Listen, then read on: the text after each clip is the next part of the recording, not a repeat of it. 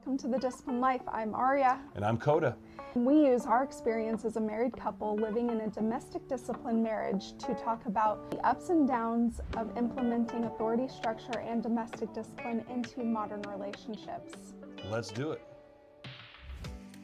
Hello, everyone.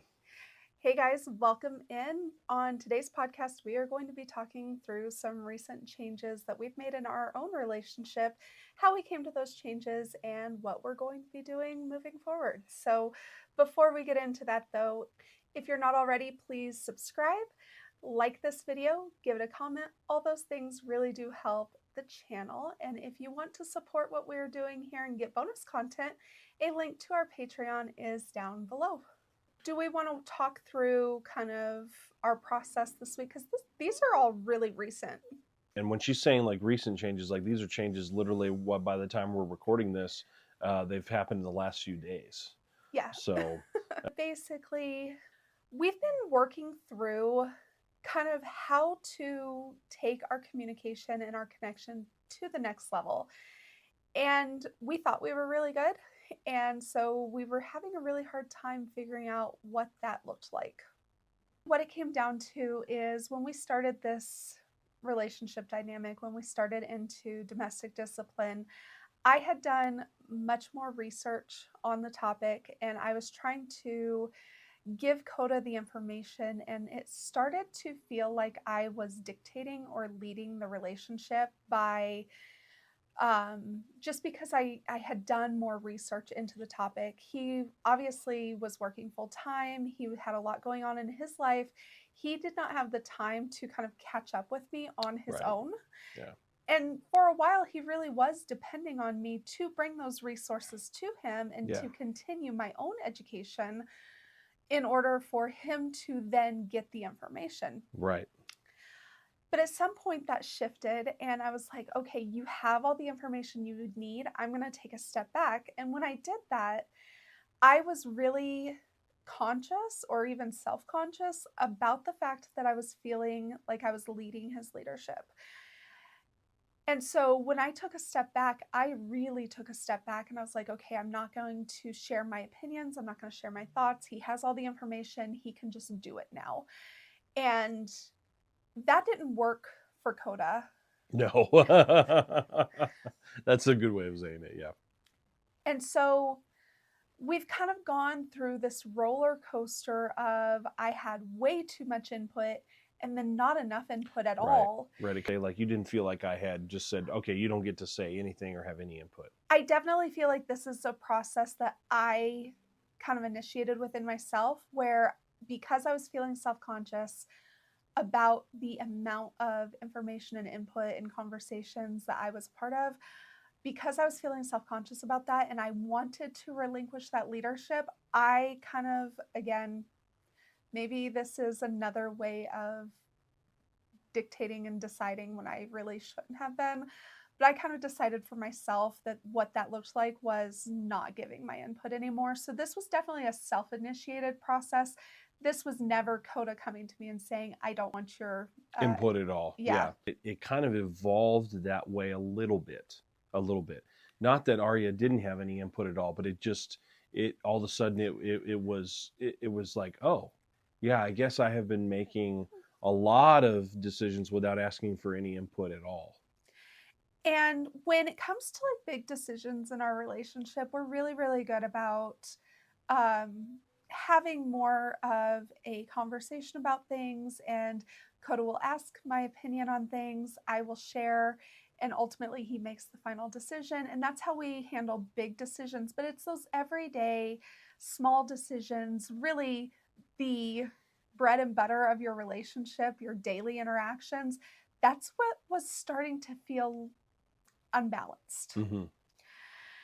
And so I had been kind of working through this and I was like, I'm feeling unbalanced, but I don't want to go back to having way too much input because the past cycles that we had gotten into were that I would overshare, I would give my input, I would lay out all of my reasoning for whatever we were talking about. And then I don't know if Coda did this to appease me, keep me happy, Um, I'll answer the question now. I'm sure you will.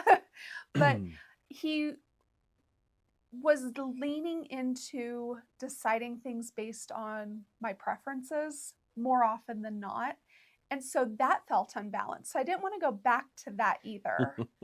So go ahead and answer that uh, question. Really, if you can believe it or not, it was very subconscious because I care about Aria, and many of you head of households can relate. I think my mind automatically defaulted to this idea of, well, make sure that she's okay with it without consciously thinking about that. So I thought I was making a decision that was all my own, but it was to the point where she was like, well, you're not really making a decision. You're just asking me what my preference is and then making a decision based off that. Would that be accurate? Yeah, I definitely felt like I was like backseat driving all of your decisions, and not because I wanted to. And so that's why I really took a step back and I was like, I'm not going to give him anything, because if when he makes a decision, I want to know that it is a decision coming from his position of leadership, not what I have inputted into the conversation. And then this week, I was like, okay, I'm feeling unheard. And yes, part of that is my own doing because I took such a drastic step back from offering Coda the insight of my perspective and opinion and insight. And so I had been feeling unheard, and I was like, our communication is okay, but it's not great. Right. And I've been on, and again, if you're on our Patreon and you're watching my videos that I do by myself, you will see that I've been on this journey of really trying to deepen my connection and trust with Coda. And that is a journey that is my own, because our relationship and the trust I have in our relationship is good.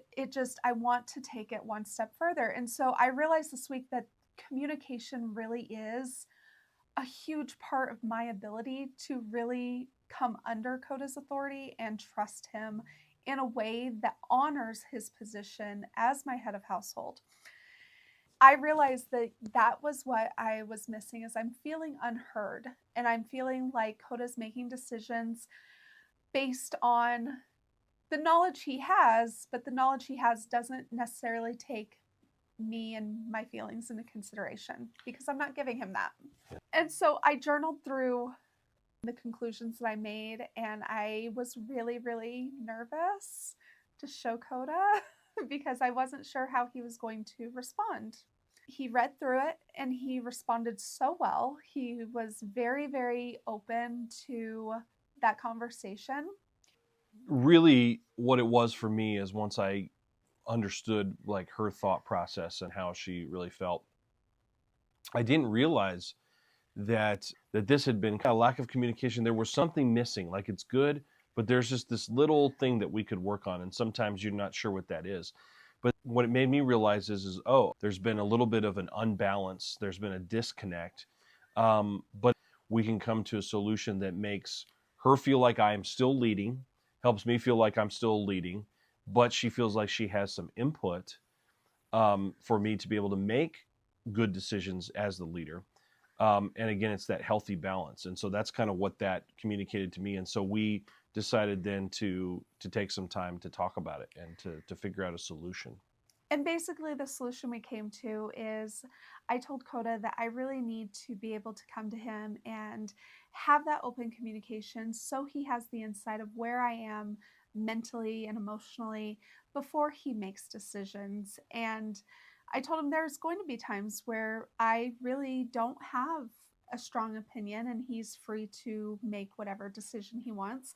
But then there's going to be some times where I really do need to feel like I've been heard, so that even if he makes a decision that goes against what my preference would be, I can at least know that he did that with the full understanding of where I'm at and taking my feelings into consideration in that process. And what that means is that it's very, very important to her that I at least come and ask the question, that she would really appreciate input, but then at the end, I can take that and still make whatever decision I feel is the best. There have been decisions that you've made on my behalf in the past where, for instance, if someone comes to you and asks if I would be interested in attending an event or a volunteer opportunity, and you've told them no on my behalf, not only because you know me in that way, but also because you decided as my head of household that you didn't want me participating in that. And that's That's okay. correct. Right. That is okay. I'm not talking about those things. I'm Exactly. talking more about things that I just need you to know where I stand on things so that when you make a decision, I can yield to that knowing that you've taken my input into consideration. And that's really all it is just being able to feel heard. And so we've shifted how we communicate, but I also know because of the conversation that we've had, because of the past experiences that we've had, I told Coda, so now I know that he's not always just going to take my opinions on things and go with it. He's going to take my opinion and really filter that through the lens of his own leadership and make a decision that he feels is best. And so obviously that may or may not be the suggestion that she gave. It might be. And so as part of this has made us kind of reevaluate how we do punishments a little bit. We're not changing the whole thing. We're still going to keep the same format, all of the different types of punishments from mild, medium, hard to severe. We're keeping all of those things that we've talked about. What we're doing is that if a rule is violated, I actually decide what I believe the severity should be. And I actually don't share that with her, but because it is important for her to have an effective punishment, to not exactly know what that is. I also communicated to you that I need you to be able to decide whether or not I'm going to receive a punishment a little bit more quickly. And I think by when we were doing it before, where you were telling me the severity of the punishment, you really needed that time to consider the circumstance and the situation before committing to a certain severity. And so it was leaving me in this like place of like limbo where I'm like, okay, what am I like? I did something that I shouldn't have done. Am I going to face a punishment? What is that going to look like? Right. And it was causing a little bit of apprehension and, quite frankly, some division between Yeah, a us. little strain. Yeah. And so I came to, as part of that first maintenance after we started this new communication style, and I said, I really do think that you need to have more control in this area. And we set up the system of the different levels of severity and what that meant to help you Mm-hmm. be able to tailor punishment towards the infraction. But we inadvertently and accidentally created a box and kind Yes. of put everything into a box where it's like, okay, this infraction leads to this punishment every single time. It doesn't matter what the circumstances Right. are. Right. And you didn't like that box because you're Mm-mm. like, well, what if there was a good reason? Doesn't mean that you're not going to get punished at all, but maybe you shouldn't be punished as harshly. Right. Right. Or vice versa, if you did this flippantly, then maybe you deserve a harsher punishment than what is laid out. Yeah, when you said flexibility, that's really what it was. Is because what we were finding is because a certain punishment was boxed in and was saying if you do this punishment, it leads to this. There were a few times where she didn't, she accidentally violated a rule. It had to do with maybe her not feeling well or something like that. And so what I wound up doing then is instead of maybe doing a mild punishment because she violated the rules, because it was almost too much black and white, I just would say, well, I just don't think you need to be punished for that. But then the problem is she felt guilty for getting away with something. Or is that accurate, that you felt like you were getting away with something? It's not necessarily that I feel like I'm getting away with something because even though I don't want to be punished, I don't want to not be punished either. It's more of I felt like I caused a problem or some dissension in our relationship, and then I wasn't being reconciled within that, and I wasn't being restored into the relationship again. Mm. And so it's not that, oh, I just felt like I was getting away with something and that made me feel guilty. It was that I felt like I had lost some connection, Mm. and then that connection wasn't being restored. Yeah, so those were the tweaks that we decided to make in the punishment system, which was that I can have a little bit more I can have a lot more decision making in the severity of the punishment depending on how the rule itself was violated. And it also gives you more flexibility in the punishment itself, that Yes, if I am receiving it well, you may decide to cut it slightly shorter than what you had decided going right, in. Or if I'm not receiving it well, if I'm having a bad attitude, then you can extend it. And I don't have a preconceived number in my head. So it just starts and ends at your discretion right, right. completely. And so that's why I said, I don't really need to know. You can still have the guidelines of what the different levels of severity mean for your own reference, but I don't need to know those things. And I think that that's going to make punishments more effective. Yep. I Well, think and they already have. Like we had to have a punishment. Really felt like that punishment was very, very effective. so. I definitely think that this is all good changes. Um, but change is not linear, growth is not linear. No, So I we wish it was. we have hit a few bumps along the way this week, but all in all, it's been really positive. Yeah, it's positive This change. it's really more of a mindset shift than it is true changes, right? Because those how we approach punishment in those different severity levels is pretty much the same. It's just a little bit of a mindset shift in, I don't need to know as much as I thought I did. And Coda is able now to, if there's a violation of the rule, he can say, you're going to get a spanking. And he can make that decision very quickly. And then that Gives me makes, time to think about that too. I mean, make a decision. She knows what's coming down the pipeline, but it gives me time to think about, okay, she knows she's getting a punishment. Now I need time to think about what that punishment is that exact spanking is going to be like. yeah.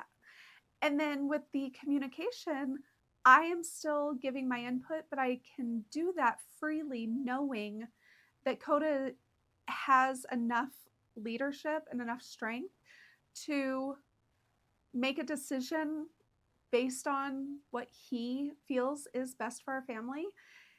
But I also realize that this is a relationship. I am here to help Coda and be an asset to him, and I can't do that if I'm not giving him my perspective on things. Like, I am supposed to be that sounding board. I'm supposed to be that second perspective so that he has more of a knowledge going into decisions, and he can make those decisions with more just perspective. And so all of those things have really, really helped us this week, and I hope will continue to help us in the future. We always go back to this idea of the relationship should always be a balance. And if one person feels like they're being undermined or not heard in the relationship, or disrespected in any way, that's when you need to just take a quick step back and try to tweak some things to get those things fixed. Making those adjustments and making those tweaks along the way, that is a natural process of growth. And there's nothing wrong with your relationship if you're doing that. In fact, I would say if you're not doing that, that's probably when you need to worry, is when you Yes, think that everything is perfect and going well. You might want to check in with the other person. We want to share our process so that you can see that even years into this, even with a really good foundation, and even with everything we've got going on, we are still constantly in communication and making those changes to better our relationship. absolutely. Anyway, guys, thanks for joining us. Leave us a like, leave us a comment. Let us know what you think about all of this. And if you want to support what we do and get bonus content, a link to our Patreon is down below. And we will talk to you guys next time. See you later.